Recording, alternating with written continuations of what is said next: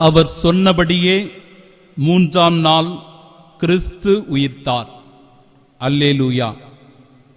1 கொரிந்தியர் 15வது அதிகாரம் 54 மற்றும் 55வது இறைவார்த்தைகள். சாவு முற்றிலும் ஒழிந்தது, வெற்றி கிடைத்தது. சாவே உன் வெற்றி எங்கே?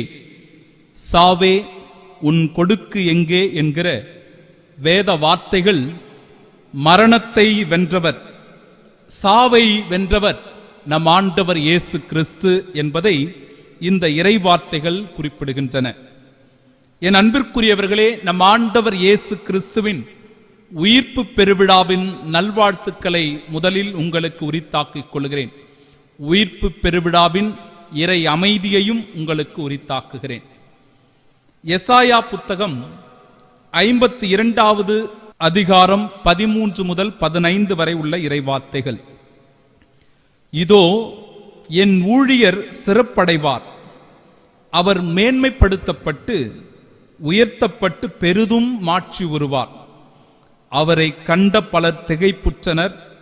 அவரது தோற்றம் பெரிதும் உருகுலைந்ததால் மனித சாயலே அவருக்கு இல்லாதிருந்தது, மானிடரின் உருவமே அவருக்கு இல்லை.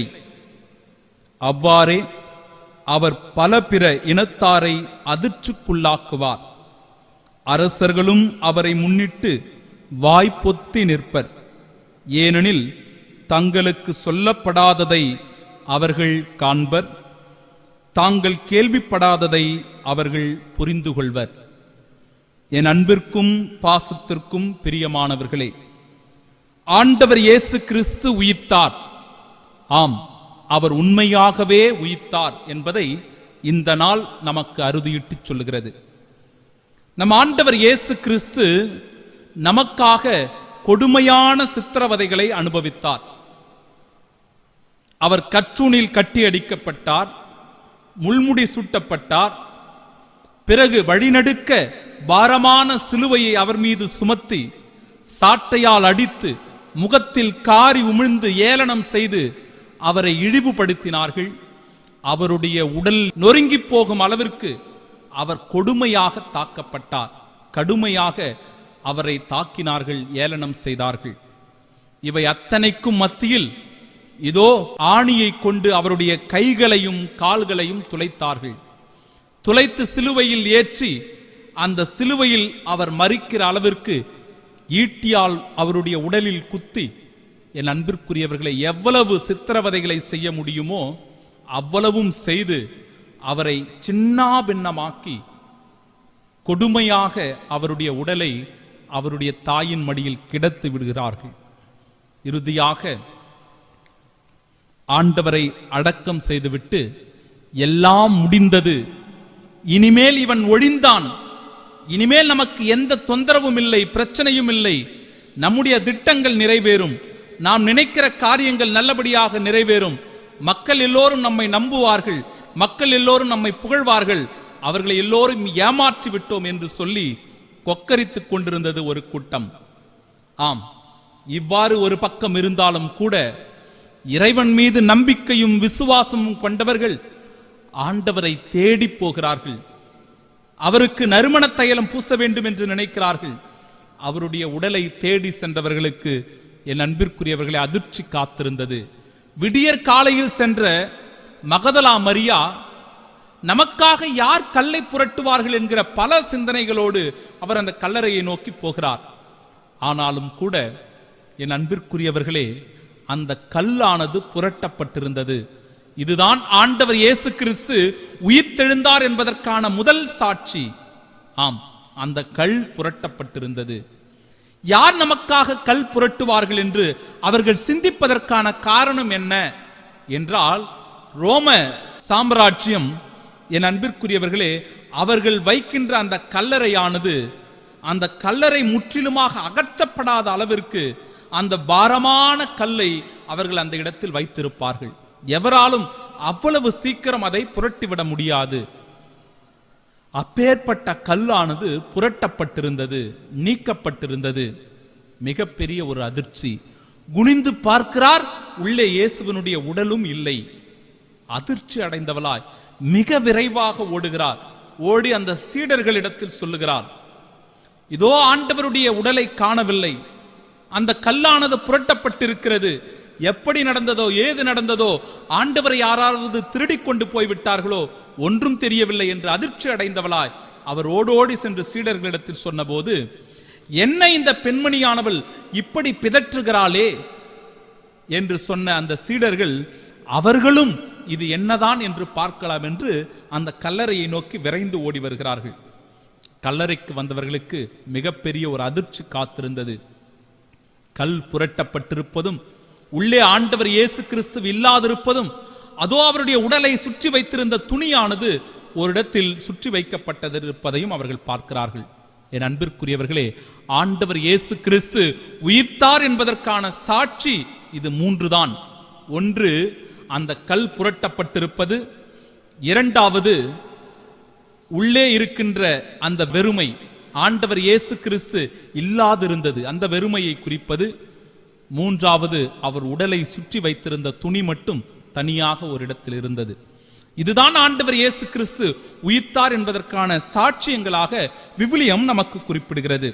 அன்பிற்குரியவர்களே, ஆண்டவர் இயேசு கிறிஸ்து எவ்வாறு உண்மையாகவே அவர் உயிர்த்தார் என்பதற்கான சான்றுகள் இருக்கிறதா? சான்றுகள் இருக்கிறதா?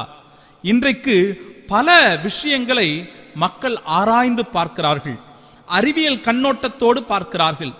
எது உண்மை, எது பொய், எது நிஜம், எது போலி என்பதை அவர்கள் கண்டுகொள்ளுகிறவர்களாக இருக்கிறார்கள். ஆம், இன்றைக்கு விசுவாசிகள் நிறைய பேர் இருந்தாலும் கூட, பல விசுவாசங்கள் இருந்தாலும் கூட, சில பேருக்கு என்ன விசுவாசம் என்றால், மறுவாழ்வு ஒன்று இல்லை, நாம் எல்லோரும் மீண்டும் உயிர்த்தெழ மாட்டோம், இறந்துவிட்டால் அதோடு நம்முடைய கதை முடிந்து விடுகிறது என்பதுதான் ஒரு சிலருடைய நம்பிக்கை. இன்னும் சில பேர் இருக்கிறார்கள், நமக்கு மறுஜென்மம் என்று ஒன்று உண்டு, அந்த மறுஜென்மம் என்பது எப்பேற்பட்டதாக இருக்கும் என்றால், நாம் செய்கின்ற பாவ புண்ணியங்களுக்கு ஏற்றவாறு ஒரு நாயாகவோ பேயாகவோ பூனையாகவோ நாம் பிறப்போம் என்பது அவர்களுடைய நம்பிக்கையாக இருக்கிறது. ஆனால் கிறிஸ்தவர்களுக்கு மட்டும்தான், என் அன்பிற்குரியவர்களே, நாம் பெற்றிருக்கிற இதே உடலை மீண்டும் பெற்று ஆண்டவரோடு நாம் மீண்டும் உயிர்த்தெழுந்து அவரோடு உடனிருப்போம் என்கிற விசுவாசமும் நம்பிக்கையும் நமக்கு இருக்கிறது. இதற்கு ஏதாவது சான்றுகள் உண்டா? நீங்கள் சொல்லுகிறீர்களே, இதை நாங்கள் அப்படியே நம்பிவிடலாமா, விசுவசிக்கலாமா, அல்லது இதற்கு ஏதாவது சான்றுகள் உண்டா என்றால், என் அன்பிற்குரியவர்களே, சான்றுகள் இருக்கிறது. எசேக்கியேல் புத்தகம் 37வது இறைவார்த்தை நாம் வாசிக்கிறோம். அங்கே பாதாளத்தின் அடியில் மிக பல எலும்புகள் கிடந்தன, அவை மிகவும் உலர்ந்தவையாயிருந்தன. அவர் என்னிடம், மானிடா, இந்த எலும்புகள் உயிர் பெற முடியுமா என்று கேட்கிறார். இந்த எலும்புகள், உலர்ந்து போன எலும்புகள், ஒன்றுக்கும் உதவாத எலும்புகள் உயிர் பெற்ற முடியுமா என்கிற கேள்வியானது கேட்கப்படுகிறது. 6வது இறைவார்த்தை, என் அன்பிற்குரியவர்களை, 37வது அதிகாரம் 6வது இறைவார்த்தை, நான் உங்களை நரம்புகளால் தொடுப்பேன், உங்கள் மேல் சதையை பரப்புவேன், உங்களை தோலால் மூடுவேன், பின் உங்களுக்குள் உயிர் மூச்சு புகச் செய்வேன், நீங்களும் உயிர் பெறுவீர்கள், அப்பொழுது நானே ஆண்டவர் என அறிந்து கொள்வீர்கள். இதுதான் நம் ஆண்டவர் இயேசு கிறிஸ்து ஒவ்வொரு கத்தோலிக்க கிறிஸ்தவனுக்கும் கொடுக்கிற நம்பிக்கை, விசுவாசம். கிறிஸ்து உயிர்த்தெழுந்ததை போல நாமும் உயிர்த்தெழுவோம் என்கிற நம்பிக்கையை அது கொடுக்கிற வார்த்தைகளாக இருக்கிறது.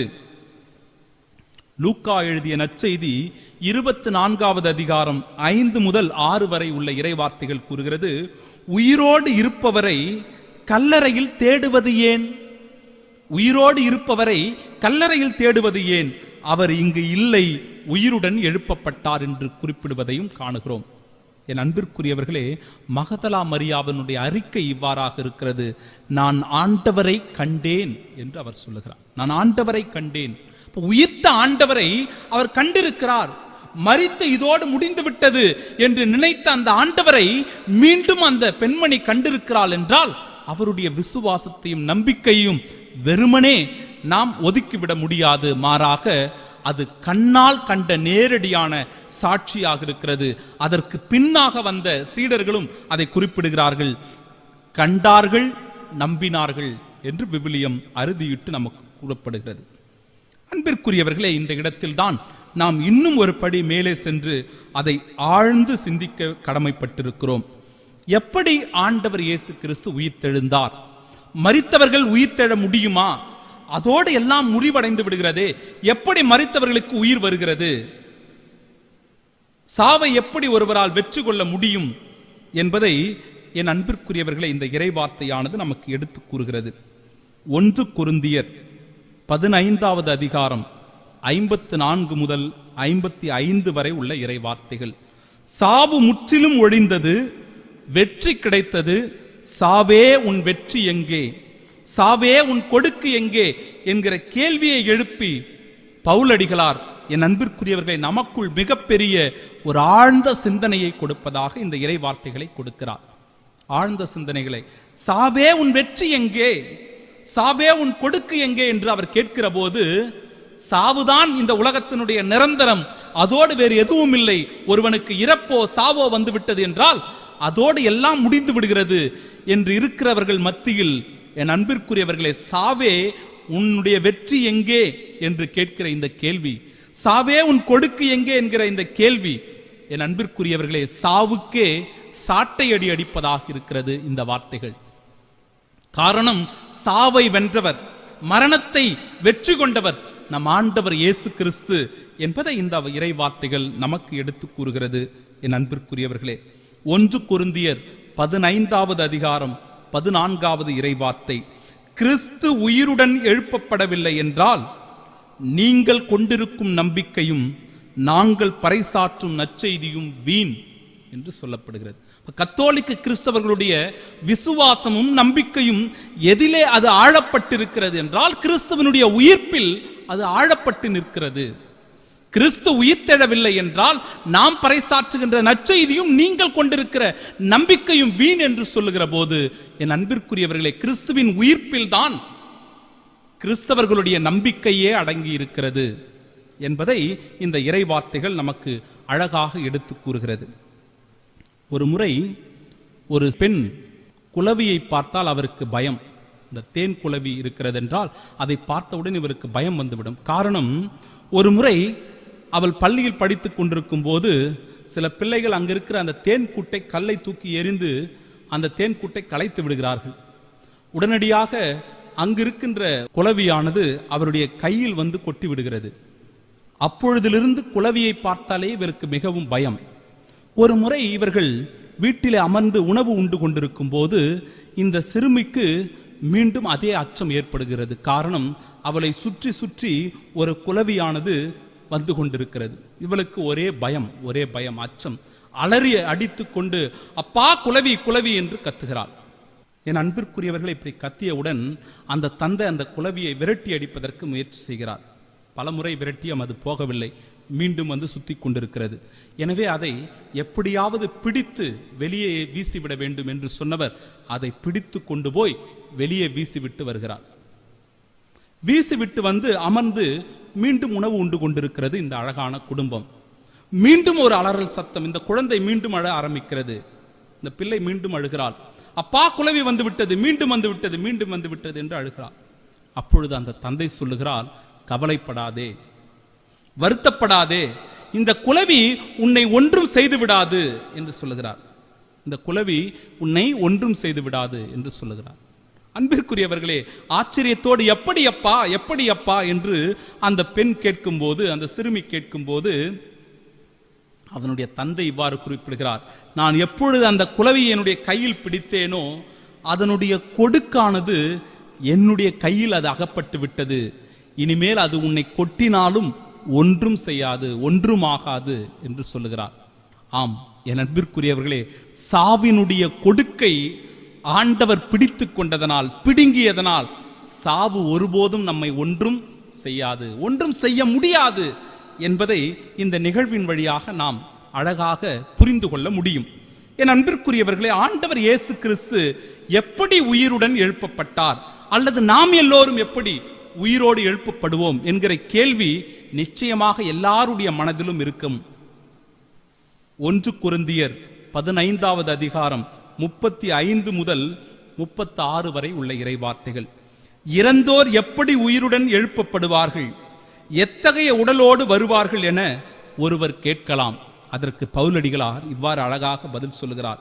அறிவிலியே, நீ விதைக்கும் விதை மடிந்தால் ஒழிய உயிர் பெற்று எழாது என்பது உனக்கு தெரியாதா என்று அவர் குறிப்பிடும்போது, நம் ஆண்டவர் இயேசு கிறிஸ்து கூறிய கோதுமை மணி மண்ணில் விழுந்து மடியாவிட்டால் அது அப்படியே இருக்கும், மடிந்தால்தான் மிகுந்த பயனை அளிக்கும் என்று சொல்லும்போது, ஆண்டவர் மடிந்தார், அவர் மரித்தார், மீண்டும் உயிர் பெற்றெழுந்தார். ஒரு விதையானது எவ்வாறு மடிந்து மீண்டும் உயிர் பெற்று எழுகிறதோ, துளிர்த்து எழுகிறதோ, அதுபோன்று நம் ஆண்டவர் இயேசு கிறிஸ்துவும் உயிருடன் எழுப்பப்பட்டார். இந்த ஆண்டவர் இயேசு கிறிஸ்துவனுடைய உயிர்ப்பு பெருவிழா நமக்கு குறிப்பிடுகிற செய்தி என்ன? ஆண்டவர் இயேசு கிறிஸ்துவின் அமைதியை பெற்றுக் கொள்ளுங்கள். உயிர்த்த இயேசு உங்களுக்கு அமைதி உரித்தாக்குக என்று சொல்லி அமைதியை கொடுக்கிறார். இரண்டாவது, தூய ஆவியை பெற்றுக் கொள்ளுங்கள் என்று சொல்லுகிறார். தூய ஆவியே நமக்கு வலிமை ஊட்டுகிறவராய் இருந்தார். உலர்ந்து போன எலும்புகளுக்கு உயிர் கொடுத்தது எது என்றால் ஆவியானவர். அந்த ஆவியை நீங்களும் பெற்றுக் கொள்ளுங்கள் என்று சொல்லுவது. மூன்றாவது, ஆண்டவர் இயேசு கிறிஸ்து உண்மையாகவே உயிர்த்தார் என்பதை கண்டு விசுவசித்து நம்பும் நாம் அதை பிறருக்கும் அறிவிக்க கடமைப்பட்டிருக்கிறோம் என்பதை எடுத்துக் கூறுவதாயிருக்கிறது இன்றைய நாள். என் அன்பிற்கும் பாசத்திற்கும் பிரியமானவர்களே, ஆண்டவர் இயேசு கிறிஸ்துவின் உயிர்ப்பு பெருவிழா நல்வாழ்த்துக்களை மீண்டும் தெரிவித்துக் கொண்டு இந்த நாள் இனிய நாளாக அமைய உங்களை ஆசிர்வதிக்கிறேன், உங்களுக்காக ஜெபிக்கிறேன். ஆமென்.